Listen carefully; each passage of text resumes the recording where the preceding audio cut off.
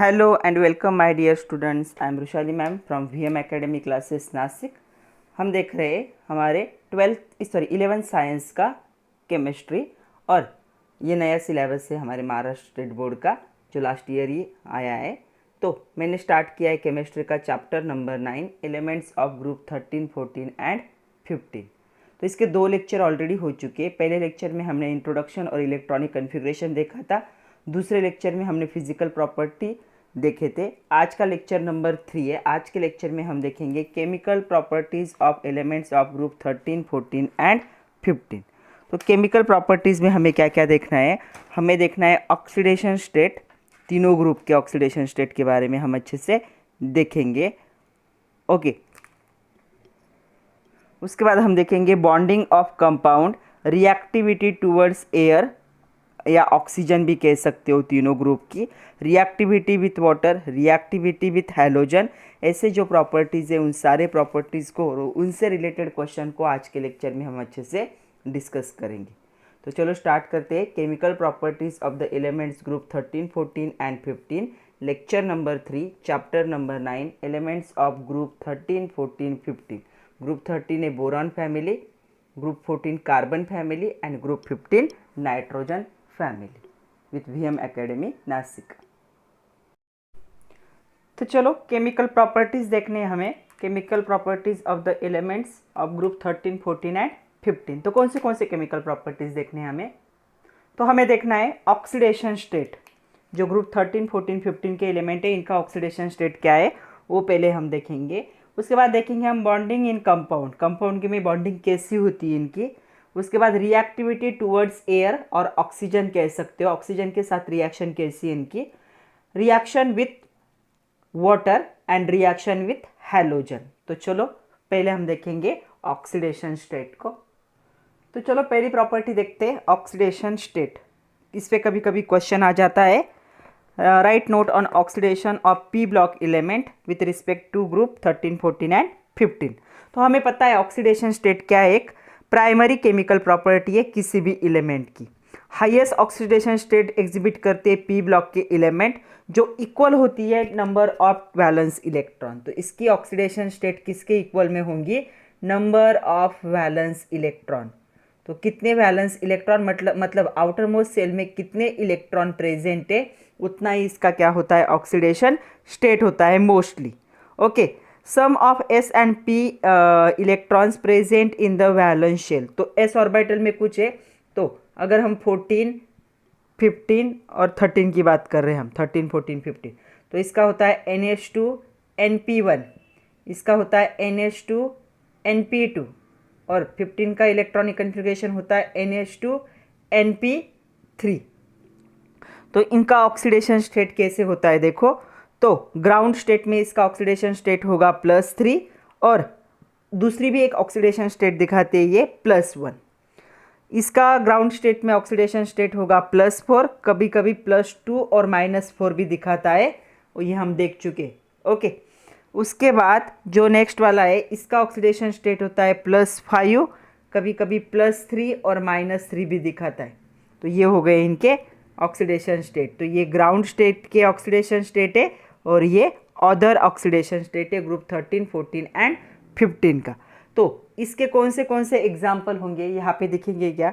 तो देखो एग्जाम्पल, मैं 13 के एग्जाम्पल लिख रही हूँ यहाँ पे, ग्रुप 13 के एग्जाम्पल। तो यहाँ पे एग्जाम्पल होंगे BF3 फॉर्म करता है ये, AlCl3 फॉर्म करता है ये, GaCl3 फॉर्म करता है ये, InCl3 फॉर्म करता है ये, और TlBr फॉर्म करता है ये। तो ग्रुप 13 के एलिमेंट इतने क्या कर सकते हैं, कंपाउंड को फॉर्म कर सकते हैं। एग्जाम्पल ऑफ स्टेबल कंपाउंड है। तो इतने सारे स्टेबल कंपाउंड को ये क्या कर सकते हैं, फॉर्म कर सकते। ओके, अभी हम देखेंगे ग्रुप 14 के कौन से स्टेबल एलिमेंट है। तो ग्रुप 14 के कौन से कंपाउंड है? तो CH4 मीथेन सबको पता है, CO2 carbon dioxide, CCl4 carbon tetrachloride, SiCl4, उसके साथ साथ GeCl4, उसके बाद SnCl2 एंड PbCl2। तो इतने सारे क्या है स्टेबल कंपाउंड को क्या करते हैं, ग्रुप 14 के एलिमेंट क्या कर सकते हैं, फॉर्म कर सकते हैं। तो ये स्टेबल एलिमेंट है। ग्रुप 15 की बात करें तो ग्रुप 15 का यहीं पे लिख देती हूँ मैं।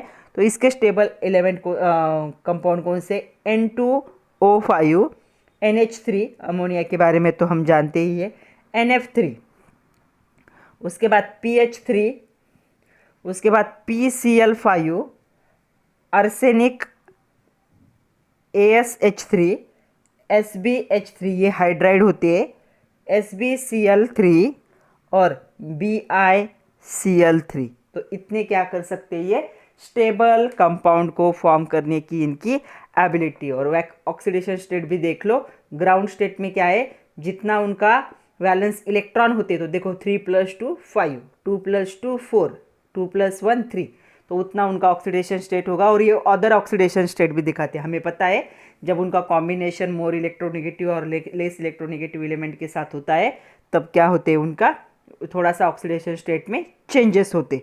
ओके, तो इतने सारे ऑक्सीडेशन स्टेट दिखा सकते। तो कभी कभी क्वेश्चन आता है what are general oxidation state of group 13 element. तो ग्रुप 13 के जनरल ऑक्सीडेशन स्टेट क्या होंगे, तो ग्रुप 13 +1 और +3 भी दिखाता है। ग्रुप 13 के जो आउटर मोस्ट सेल में कितने इलेक्ट्रॉन होते हैं, NH2 NP1 होता है। तो ये अगर सिर्फ इसने NP1 को पार्टिसिपेट किया केमिकल रिएक्शन में और इसे दिया ही नहीं, सिर्फ एक ही इलेक्ट्रॉन को क्या केमिकल रिएक्शन में पार्टिसिपेट किया, तो ऑक्सीडेशन स्टेट कितनी होगी, +1। अगर दोनों इलेक्ट्रॉन दिए S के भी और P के भी तो कितनी होगी, +3। तो ऐसे इसके दो ऑक्सीडेशन स्टेट हो सकते हैं, एक तो हो सकता है इसका +3 और एक हो सकता है +1। तो दो ऑक्सीडेशन स्टेट को दिखाएगा। और एक होता है इनर्ट पेयर इफेक्ट होता है, इस पे क्वेश्चन को बाद में देखते हैं, पहले इनर्ट पेयर इफेक्ट क्या होता है वो जान लो। तो यहाँ पे होता है इनर्ट पेयर इफेक्ट, आएगा नहीं एग्जाम में लेकिन इस पे क्वेश्चन आते, तो पहले जान तो लो कि इनर्ट पेयर इफेक्ट होता क्या है। तो इनर्ट पेयर इफेक्ट क्या होगा बच्चों, इन heavier P block element, heavier मतलब जिनका एटॉमिक नंबर ज़्यादा होगा, जैसे हम P ब्लॉक में क्या होंगे, ऊपर से नीचे जाएंगे, जैसे एटॉमिक नंबर इंक्रीज होगा तो ये एलिमेंट क्या होने लगेंगे, यहाँ पे हेवियर होने लगेंगे। तो हेवियर P ब्लॉक एलिमेंट जो होंगे ये क्या करते हैं, S ब्लॉक में क्या होता है, उनके इलेक्ट्रॉन पेयर में होते, और P में क्या है 13 अगर होगा तो 1, 14 होगा तो 2 और 15 होगा तो 3, ऐसे इलेक्ट्रॉन होते। तो इनका जो S ब्लॉक होता है, S ब्लॉक क्या होता है, यहाँ पे जो वैलेंस इलेक्ट्रॉन होते हैं वो पेयर में, ये कौन सा है उनका S है, NS2 होता है। ओके, तो यहाँ पे इलेक्ट्रॉन पेयर में, तो ये जो हेवी एलिमेंट होते हैं ना, ये अपने पेयरिंग के इलेक्ट्रॉन को यहाँ पे अपने सेल से रिमूव नहीं करना चाहते। ओके, पेयर्ड होते, तो ये इलेक्ट्रॉन क्या है यहाँ पे, इसे कहा जाता है इनर्ट पेयर इफेक्ट। तो ये इनर्ट पेयर इफेक्ट है, ये पेयरिंग जो है तो ये अपने इलेक्ट्रॉन को यहाँ पे डोनेट नहीं करना चाहते। तो जनरली क्या होता है, अगर ग्रुप 13 की बात करें हम, तो ग्रुप 13 का जो ऑक्सीडेशन स्टेट क्या है, ग्रुप 13 का +3 ऑक्सीडेशन स्टेट दिखाता है। लेकिन जैसे जैसे हम नीचे जाएंगे, जैसे कि गैलियम, इंडियम, उसके बाद थैलियम जो होगा, ये क्या करते हैं, इनका क्या होगा, ये जो NS2 में जो इलेक्ट्रॉन है इनके, ये इलेक्ट्रॉन क्या है वो यूज़ नहीं करते बॉन्ड फॉर्मेशन में, क्या केमिकल बॉन्डिंग में। तो अगर हम गैलियम की बात करें या थैलियम की बात करते, तो Tl+1 ion and Tl+3 ion, +1 कब फॉर्म होगा, जब इसने एक इलेक्ट्रॉन लूज किया है, +3 कब फॉर्म होगा, जब उसने 3 इलेक्ट्रॉन। तो ये आयन ज़्यादा स्टेबल होता है एज कंपेयर टू दिस। ऐसा क्यों होगा, बिकॉज इनर्ट पेयर इफेक्ट। तो ये जो होता है ना थैलियम, इसके पास क्या होते हैं, यहाँ पे 2 इलेक्ट्रॉन है और यहाँ पे 1 इलेक्ट्रॉन है। तो ये क्या करता है, केमिकल बॉन्डिंग में सिर्फ इस इलेक्ट्रॉन को यूज़ करता है, इस इलेक्ट्रॉन को वो क्या है केमिकल बॉन्डिंग में यूज़ ही नहीं करता due to inert pair effect. तो इसके वजह से ये जो होगा Tl+1 ion is more stable than the Tl3+ ion. तो इस पे आप कभी कभी क्वेश्चन भी आता है, Tl+1 ion is more stable then Tl3+ ion. तो क्या लिखेंगे हम, thallium is the heavy element of the group 13 of P block. Common oxidation state कितना होना चाहिए, इसका +3 होना चाहिए था, बट ये क्या है, हेवियर P ब्लॉक एलिमेंट है जो इनर्ट पेयर इफेक्ट दिखाता है, और इस इनर्ट पेयर इफेक्ट की वजह से Tl+ आयन मोर स्टेबल होता है as compare to Tl+3 ion. मतलब क्या हो गया, जो ग्रुप का एक्चुअल ऑक्सीडेशन स्टेट था उससे कितने नंबर से घट गया है ऑक्सीडेशन स्टेट, यहाँ से यहाँ पे जाओगे तो 2 यूनिट से ऑक्सीडेशन घट जाता है, कहाँ पे, फॉर द हेवियर एलिमेंट। इसे हम कहेंगे इनर्ट पेयर इफेक्ट कहेंगे। तो 2 यूनिट से क्या हो गया, हेवी एलिमेंट में जो ऑक्सीडेशन स्टेट है वो घट गया, तब वो क्या होते हैं, मोर स्टेबल होते हैं because of inert pair effect. जो ये पेयरिंग है वो क्या है, केमिकल बॉन्डिंग में यूज़ नहीं करना चाहते क्योंकि वो स्टेबल है, पेयरिंग है इसलिए। तो वो क्या करते हैं, अपने लास्ट सेल का एक ही इलेक्ट्रॉन देते हैं और इसकी वजह से क्या होता है, यहाँ पे 2 से जो ऑक्सीडेशन स्टेट घट जाता है। और ये जो एलिमेंट होते हैं गैलियम, इंडियम, थैलियम, ये कौन सा स्टेबल ऑक्सीडेशन स्टेट है इनका स्टेबल ऑक्सीडेशन स्टेट +1 है, जबकि ग्रुप का क्या है, +3। बट ये हेवी होने की वजह से ऐसी कंडीशन में ज़्यादा स्टेबल होते हैं एज कम्पेयर टू दिस। मतलब ऐसा भी फॉर्म होगा लेकिन ये आयन ज़्यादा स्टेबल होगा as compare to Tl+3 due to inert pair effect. Next question क्या है, देखो, गिव रीजन Ga+, ये क्या है, गैलियम है, salt are a better reducing agent. इसके जो सॉल्ट्स होंगे वो क्या होंगे, रिड्यूसिंग एजेंट होंगे। रिड्यूसिंग एजेंट मतलब उनका खुद का क्या होगा, ऑक्सीडेशन होगा।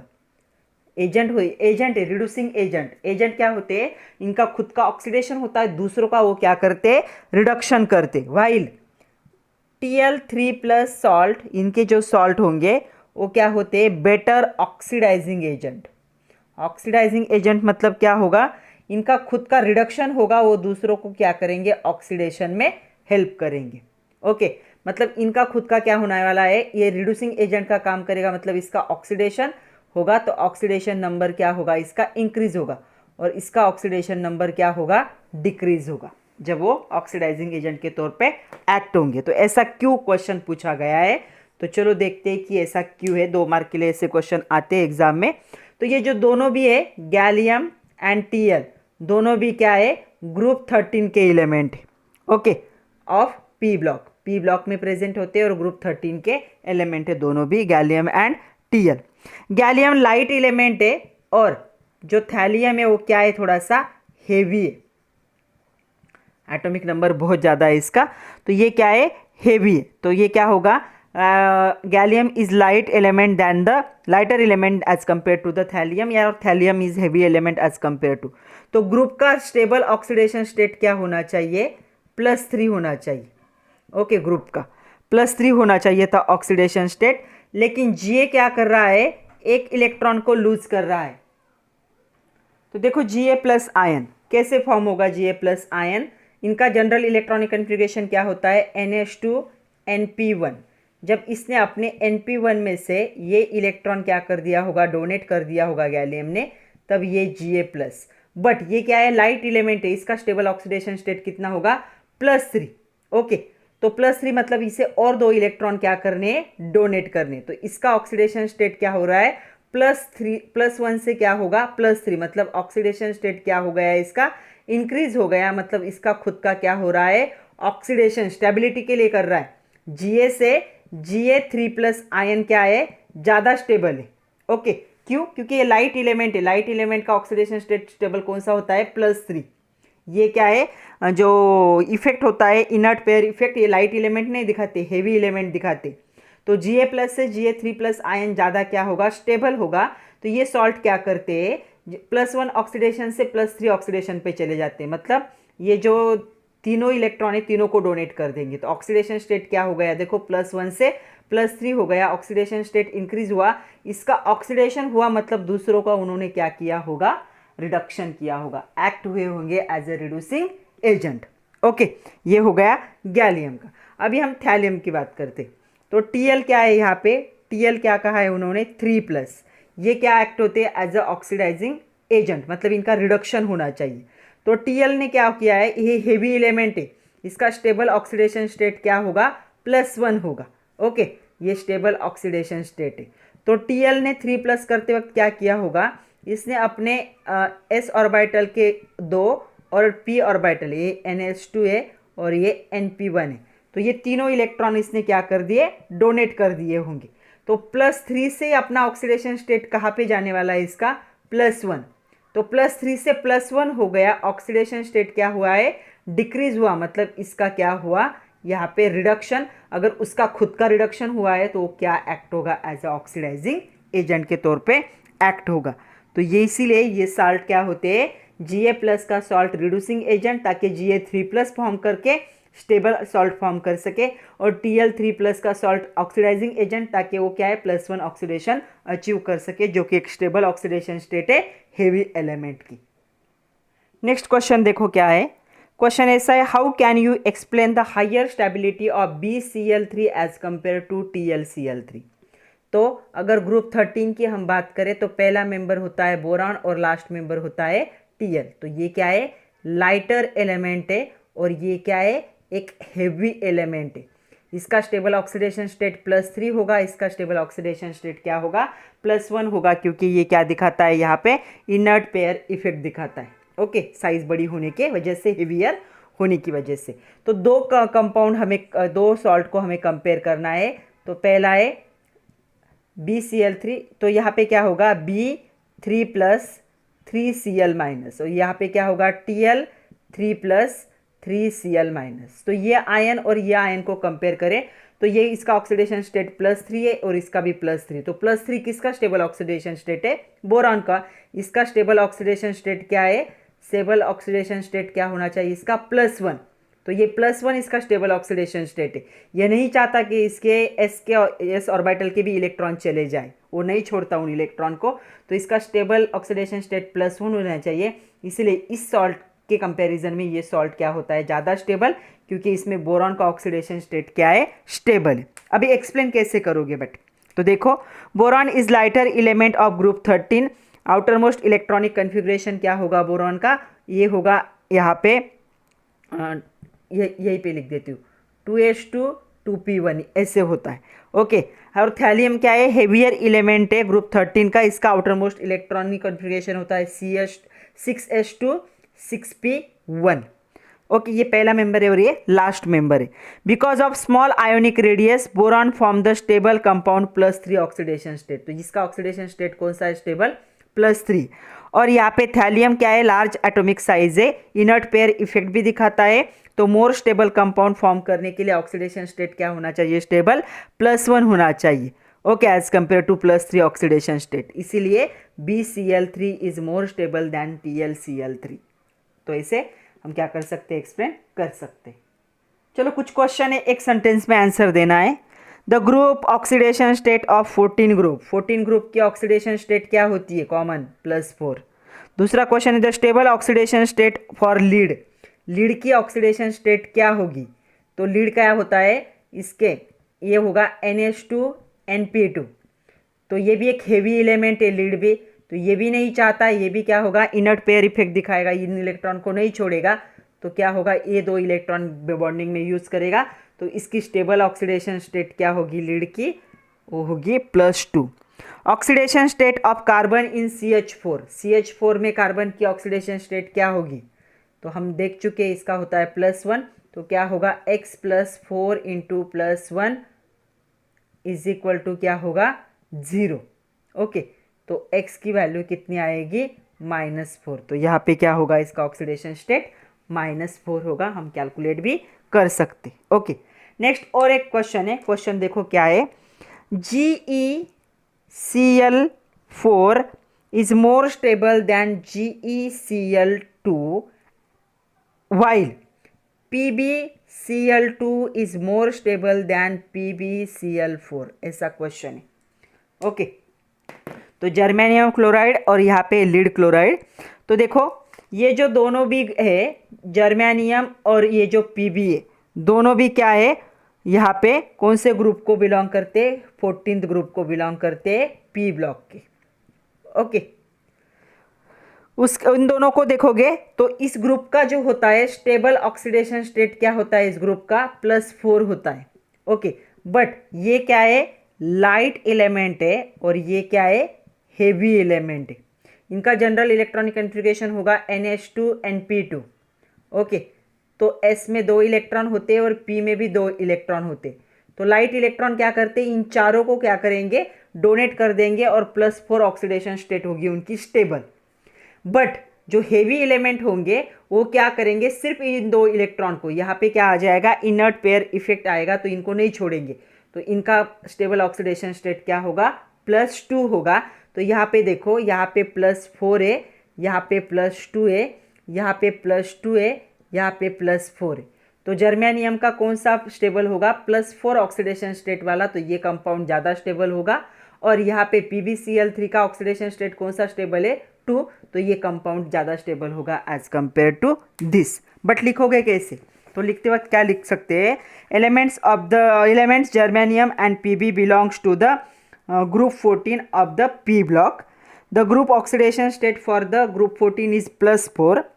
Stability of the oxidation state which is lower by 2 unit, 2 unit से लोअर हो जाए तो स्टेबिलिटी होती है फॉर हेवी एलिमेंट। ओके, तो stable oxidation state of germanium is +4 and Pb is +2 because of it is lighter and it is heavier. So GeCl4 is more stable and PbCl2 is more stable as compared to other salt. तो ऐसे answer लिख सकते हो। ये PbCl2 ये आपके exercise में भी है, give reason PbCl4 is less stable than PbCl2, तो ये लेस स्टेबल है एज कंपेयर टू दिस, ऐसा क्वेश्चन है, तो इसमें भी हम वही लिखेंगे। Pb is heavy metal which belongs to group 14 of P block. Common oxidation state group का क्या होता है, +4, बट ये हेवी होने की वजह से इनर्ट पेयर इफेक्ट दिखाएगा और इसका स्टेबल ऑक्सीडेशन स्टेट कितना होगा, +2 होगा। इसीलिए जहाँ पे +2 ऑक्सीडेशन स्टेट होता है जिस सॉल्ट में, वो सॉल्ट ज़्यादा स्टेबल होता है, और जिस सॉल्ट में +4 ऑक्सीडेशन स्टेट होता है वो सॉल्ट क्या होता है, लेस स्टेबल होता है। ओके, नेक्स्ट क्वेश्चन क्या है देखो, name the elements of group 14 which generally shows +2 oxidation state. तो कौन दिखाएगा +2 ऑक्सीडेशन स्टेट, जो हेवी होंगे, तो पहला होता है Sn, ये +2 ऑक्सीडेशन स्टेट दिखाएगा, और दूसरा होता है लीड Pb, ये भी क्या करेगा, +2 ऑक्सीडेशन स्टेट दिखाएगा ग्रुप 14 में। तो जो हेवी एलिमेंट है नीचे के दो, वो क्या दिखाते हैं, जो ग्रुप का ऑक्सीडेशन स्टेट है उससे 2 माइनस कर दो, वो उनका ऑक्सीडेशन स्टेट होगा। चलो एक और आपके एक्सरसाइज का क्वेश्चन है, क्वेश्चन क्या है देखो, give the formula of the compound in which carbon exhibit an oxidation state. Carbon का ऑक्सीडेशन स्टेट एक बार +4 होना चाहिए, एक बार +2 होना चाहिए, एक बार -4। तो -4 का हमने एग्जाम्पल देख लिया, CH4, इसका होता है +1, तो इसका कितना हो जाएगा, -4। यहाँ पे +2 वाला क्या होगा, कार्बन मोनोऑक्साइड, इसका होगा -2, तो इसका क्या होगा, +2।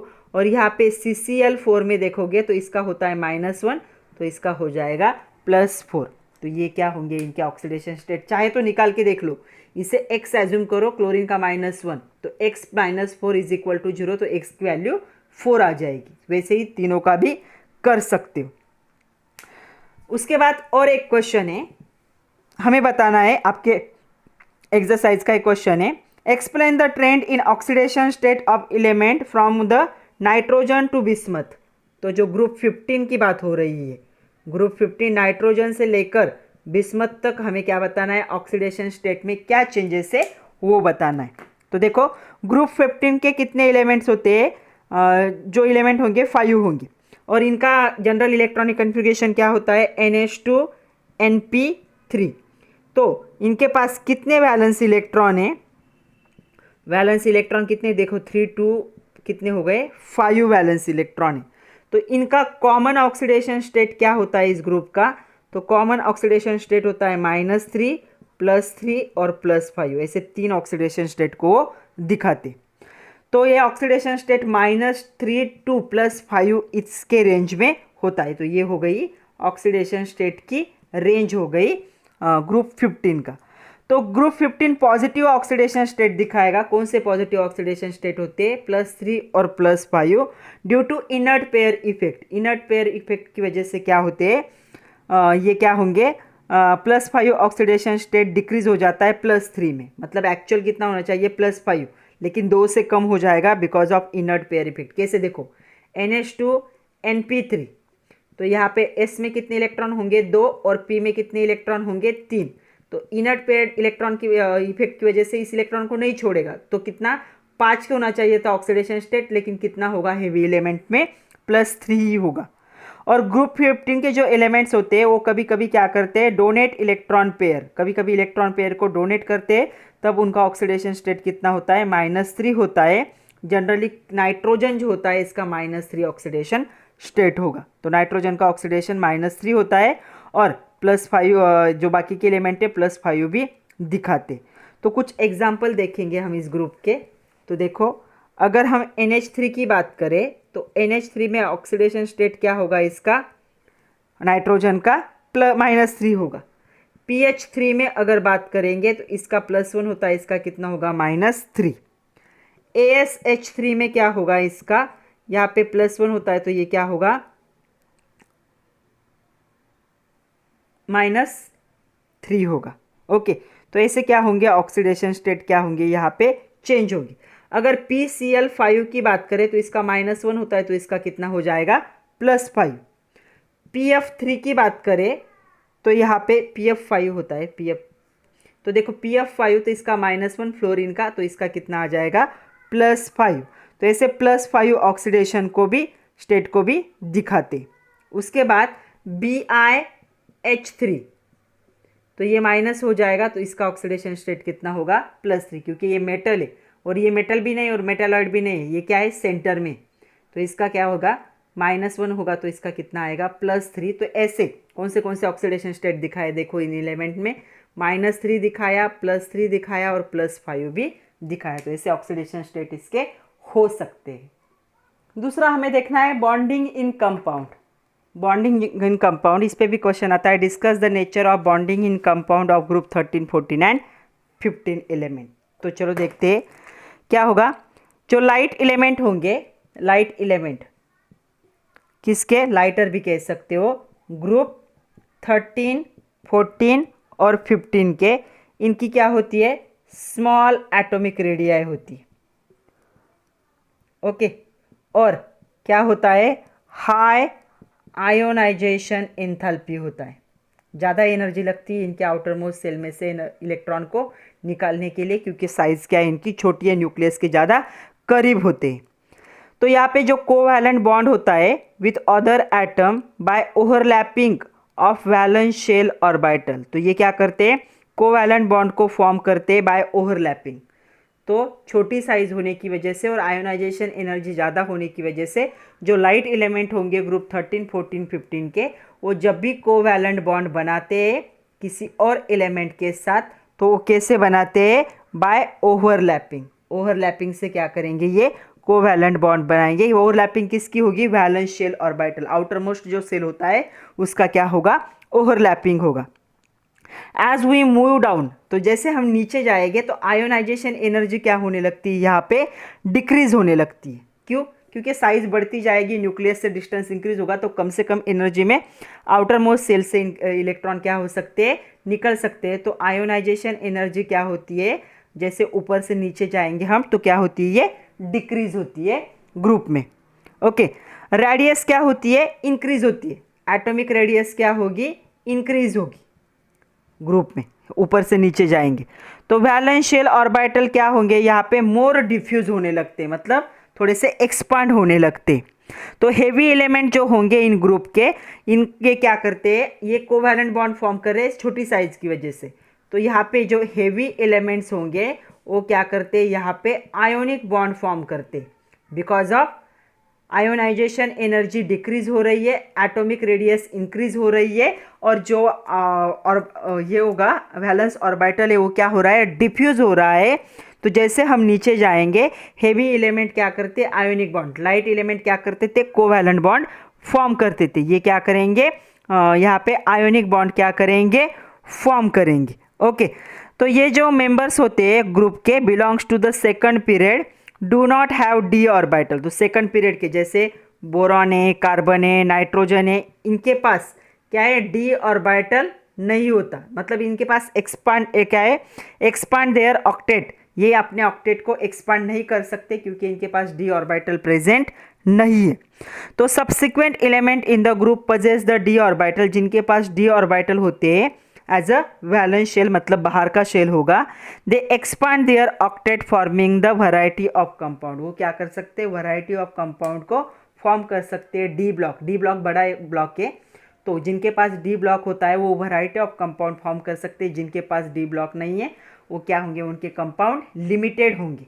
तो याद रखना है आपको, light element ion covalent bond form करते ओवरलैपिंग से, heavy element ionic bond form करते हैं, और जिनके पास डी ब्लॉक एलिमेंट होता है वैरायटी ऑफ कंपाउंड फॉर्म कर सकते हैं। जिनके पास नहीं होता उनके क्या होंगे, कंपाउंड लिमिटेड होंगे। चलो थर्ड प्रॉपर्टी हमें देखनी है, रिएक्टिविटी टुवर्ड्स एयर और ऑक्सीजन। हम पहले ग्रुप 13 के एलिमेंट की बात करेंगे। तो कभी कभी क्वेश्चन आता है, explain reactivity of group 13 elements towards the oxygen और एयर। तो क्या होगा देखो यहाँ पे, तो यहाँ पे ऑन हीटिंग विथ एयर और ऑक्सीजन ग्रुप 13 एलिमेंट क्या करते हैं, ऑक्साइड फॉर्म करते हैं। कौन सा ऑक्साइड फॉर्म करेंगे, E2O3 टाइप का। तो अगर बोरॉन होगा तो क्या होगा, B2O3। अगर एल्यूमिनियम होगा तो क्या होगा, Al2O3।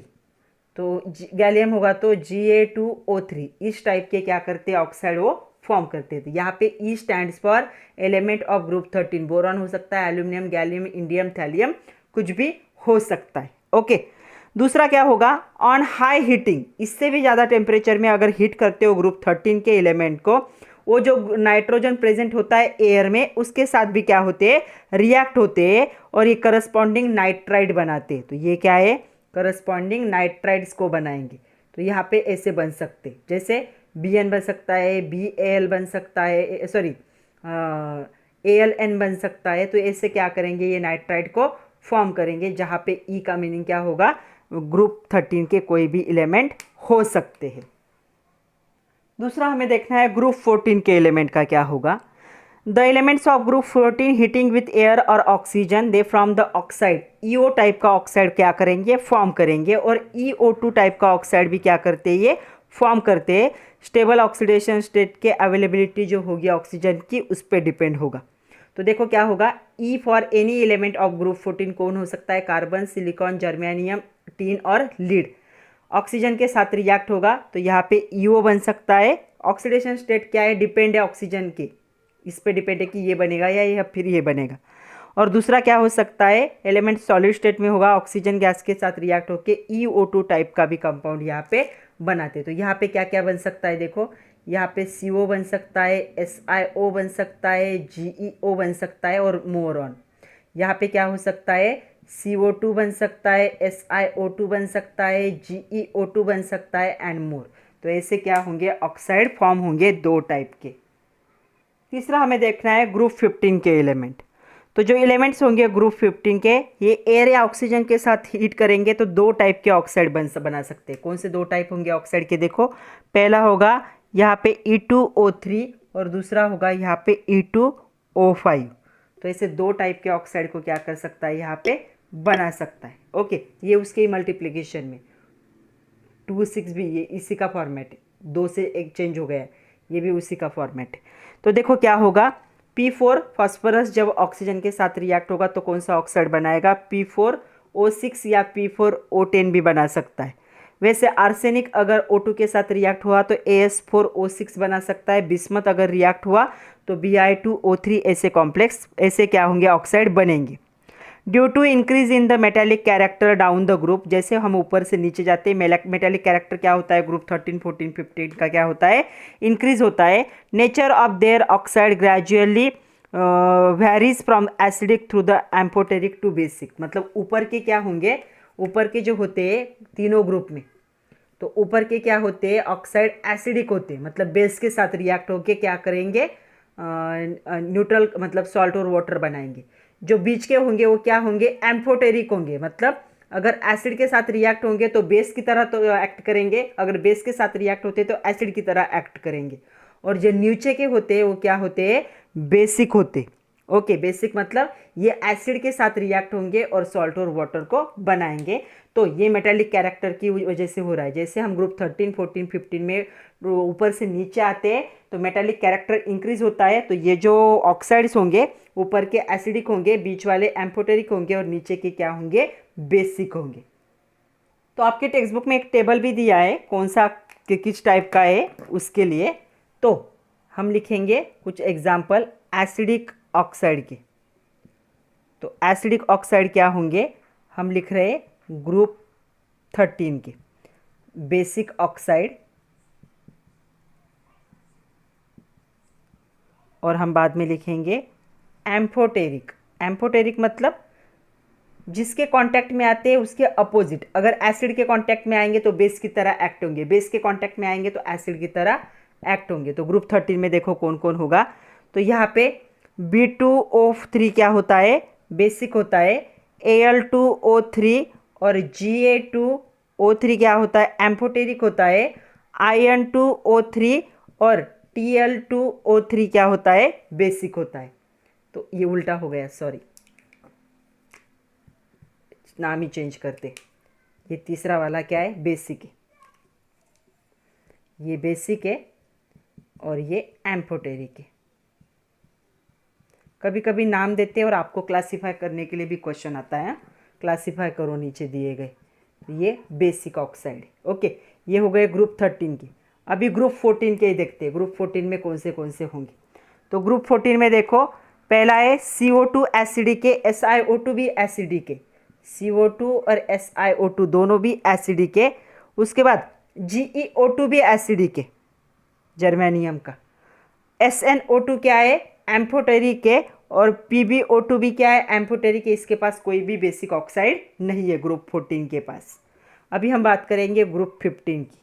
ग्रुप 15 के पास देखो एसिडिक कौन से, तो N2O5 एसिडिक है इसके पास, P2O5 एसिडिक है इसके पास, AS4O6 एम्फोटेरिक है, Sb2O3 एम्फोटेरिक है, एंड Bi2O3 क्या है, बेसिक है। तो अभी मैंने सारे लिख दिए। अगर मैच द पेयर में भी आता है और क्लासीफाई करने के लिए भी आता है तो आप दोनों क्वेश्चन यहाँ से सॉल्व कर सकते हो। नेक्स्ट प्रॉपर्टी हमें देखनी है रिएक्शन विथ वाटर। तो कभी क्वेश्चन आता है what happen when the elements of group 13, 14, 15 react with water. तो सबसे पहले जो मोस्ट ऑफ एलिमेंट होते हैं ग्रुप 13, 14 और 15 के are unaffected by water. Unaffected मतलब इन पे वाटर का कोई भी इफेक्ट नहीं होता। मोस्ट, सारे नहीं, most of unaffected by water. तो तीनों ग्रुप के बहुत सारे एलिमेंट ऐसे हैं जिन पे वाटर का कोई इफेक्ट नहीं होता। ये जो एल्यूमिनियम है ये वाटर के साथ रिएक्ट होता है जब आप उसे क्या करोगे, हीट करोगे। तो क्या बनाता है ये, यहाँ पे हाइड्रोक्साइड बनता है और इसके साथ क्या होता है, हाइड्रोजन गैस क्या होता है, रिलीज होता है। ओके, स्टीम फॉर्म होती है और यहाँ पे क्या होते हैं, ऑक्साइड क्या होते हैं, फॉर्म होते हैं। यहाँ पे पहले हाइड्रोक्साइड होगा, अगर टीन वाटर के साथ हीट करोगे तो ऑक्साइड, ये क्या है, हाइड्रोक्साइड है एल्यूमिनियम का, और ये क्या है, टीन का, Sn का ऑक्साइड है। तो ये क्या होते हैं, हीट करने के बाद नॉर्मल टेम्परेचर में रिएक्शन नहीं होगी। तो लीड अफेक्टेड होता है वाटर से due to formation of protective form of oxide. तो लीड के सरफेस पे क्या होती है, एक प्रोटेक्टिव कोटिंग क्या फॉर्म करता है, यहाँ पे वाटर फॉर्म करता है ऑक्साइड का, जो इनर मेटल को फर्दर रस्टिंग से क्या करता है, प्रोटेक्ट करता है। अदरवाइज इन पे वाटर का कोई इफेक्ट नहीं होता। अभी और एक क्वेश्चन है, आप लोगों ने सुना भी होगा और देखा भी होगा शायद, जो फॉस्फोरस होता है store under water. Phosphorus air में क्या करता है, फायर कैच करता है, इसलिए उसको वाटर में स्टोर किया जाता है। तो फॉस्फोरस इज हाईली रिएक्टिव, बहुत ही ज़्यादा रिएक्टिव है फॉस्फोरस। तो फॉस्फोरस रिएक्टिव मेटल है, इसलिए इसको अंडर वाटर स्टोर किया जाता है ताकि ये क्या ना कर सके, एयर में फायर ना कैच कर सके। तो ये एयर में क्या होता है, एक्सपोज होता है, और एयर में क्या करता है, फायर को कैच करता है। कहाँ पे, एयर में। बट वाटर के साथ क्या है, इसकी कोई रिएक्शन नहीं है, अनअफेक्टेड है। तो इसीलिए इसको वाटर के नीचे क्या किया जाता है, स्टोर किया जाता है, ताकि इसको, इसकी रिएक्टिविटी को थोड़ी देर के लिए क्या किया जाए, रिड्यूस किया जाए। ये हाईली रिएक्टिव मेटल है, रिएक्टिव एलिमेंट है। नेक्स्ट हमें देखना है रिएक्टिविटी टूवर्ड्स द हैलोजन। पहले हम ग्रुप 13 की बात करेंगे। तो ग्रुप 13 के जो एलिमेंट्स होते हैं वो क्या होंगे, react directly with halogen to form the trihalides. तो ये ट्राई हैलाइड्स को फॉर्म करते। तो जब देखो, जैसे अगर यहाँ पे बोरॉन और क्लोरीन की यहाँ पे क्या हुई, रिएक्शन हुई, तो यहाँ पे क्या फॉर्म होगा, 3B,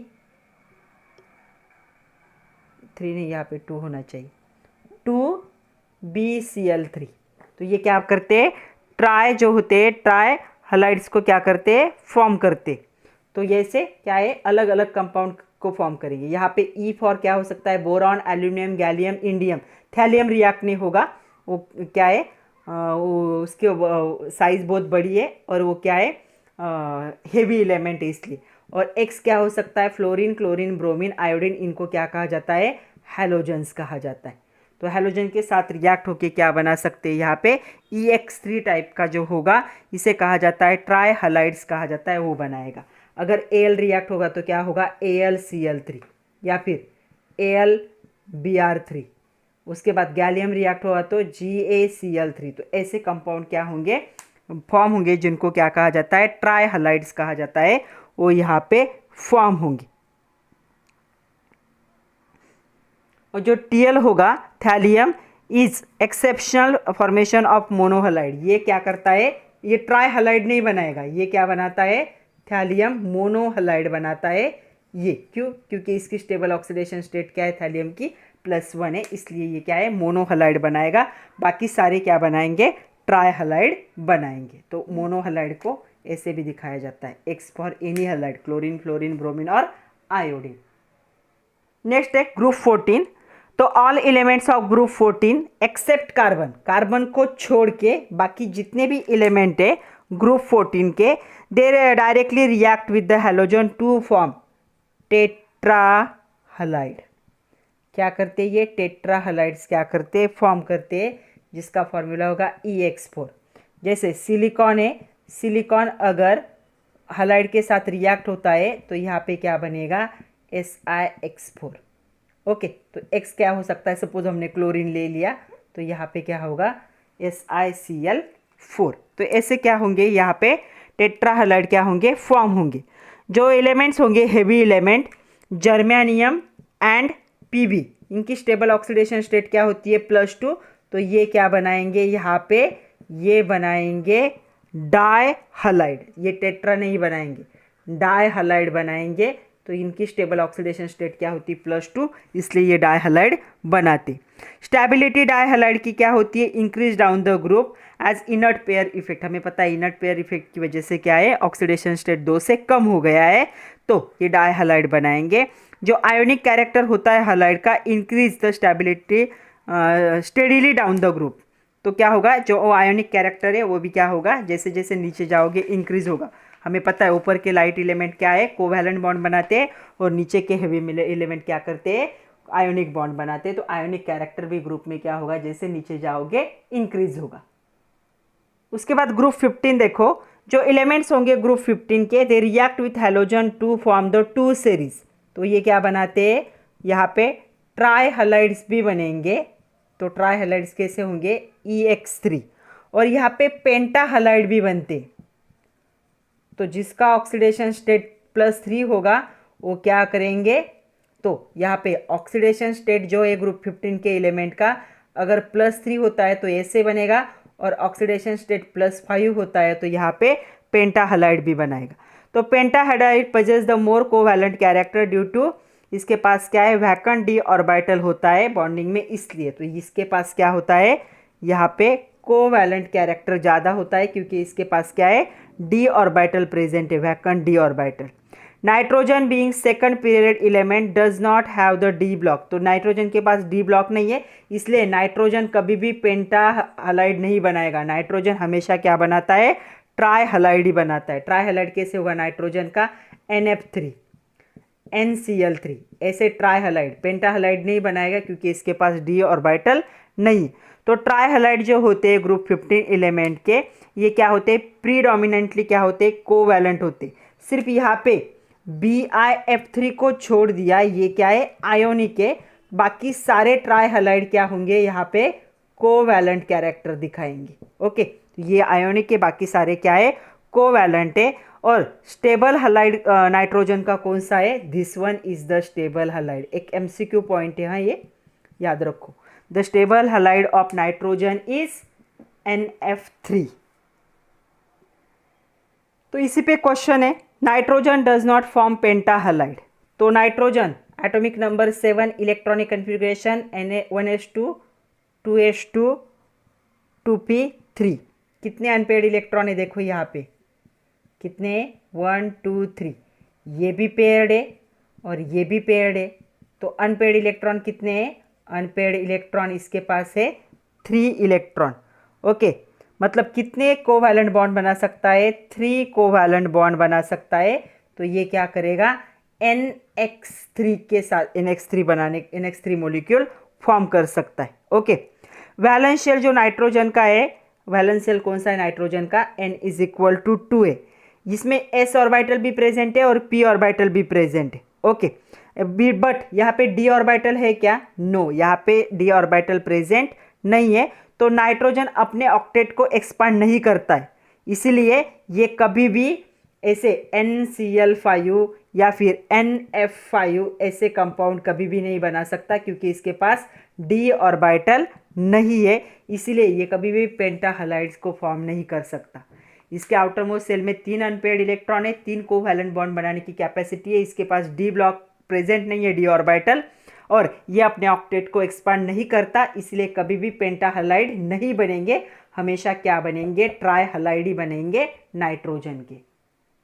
नेक्स्ट और एक क्वेश्चन है, nitrogen does not form NCl5 and NF5 but phosphorus can, मतलब PCl5 और PF5 ऐसे बन सकता है, ऐसा कभी भी नहीं बनता ये पेंटाहलाइड से। ओके, तो जो इलेक्ट्रॉनिक कन्फिग्रेशन नाइट्रोजन का अभी हमने देखा क्या है?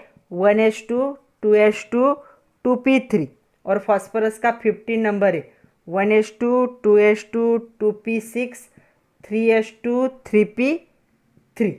तो ये से इलेक्ट्रॉनिक कन्फिग्रेशन है। फॉस्फोरस के पास क्या? It contain D orbital. Yes, इसके बाद तो डी ही आएगा ना। 3p के बाद कौन सा आता है? यहाँ पे 3d ऑर्बिटल आता है, फिर 4s आएगा। तो इसके बाद ये ऑर्बिटल प्रेजेंट है, इसके बाद कौन सा ऑर्बिटल आएगा? 3s आएगा। तो इसके बाद 3d इसके पास अवेलेबल है, वैकेंट है लेकिन अवेलेबल है। तो phosphorus contain D orbital, can expand, अपने ऑक्टेट को एक्सपांड करने के लिए उसके पास जगह है, इसीलिए ये क्या कर सकता है? ये PX5 टाइप के क्या है? हलाइड्स को बना सकता है। बट इसके पास क्या है? डी ऑर्बिटल नहीं है, इसके आगे क्या आएगा? 3s आएगा, 3p आएगा, फिर 3d। तो इसीलिए इसके पास डी ऑर्बिटल नहीं है, तो ये क्या करेगा? NX3 टाइप के क्या बनेगा? हलाइड बनेगा। तो इसीलिए नाइट्रोजन कभी भी NCl5 NF5 को नहीं बनाता, फॉस्फोरस बना सकता है, क्योंकि फॉस्फोरस के पास नेक्स्ट एम्प्टी है, 0 इलेक्ट्रॉन है, लेकिन प्रेजेंट तो है, अपने ऑक्टेट को एक्सपांड करने के लिए यूज कर सकता है उसे, इसलिए ये क्या है? बना सकता है PCl5 PCl3 जैसे PF5 जैसे एलिमेंट। पेंटाहलाइड को फॉस्फोरस बनाता है, नाइट्रोजन पेंटाहलाइड नहीं बनाता, वो बनाता है यहाँ पे ट्राईहलाइड को। तो ऐसे हम इसे एक्सप्लेन कर सकते। तो आज के लिए इतना ही था बच्चों। आज हमने पूरे केमिकल प्रॉपर्टीज़ को अच्छे से देख लिया है। नेक्स्ट लेक्चर में हम देखेंगे कैटेनेशन क्या होता है और उसके साथ अलोट्रॉपी को। तब तक के लिए पढ़ते रहिए, खुद का ख्याल रखिए, नोट्स बनाइए, नोट्स बनाना बहुत ज़्यादा ज़रूरी है। So thank you very much my dear students.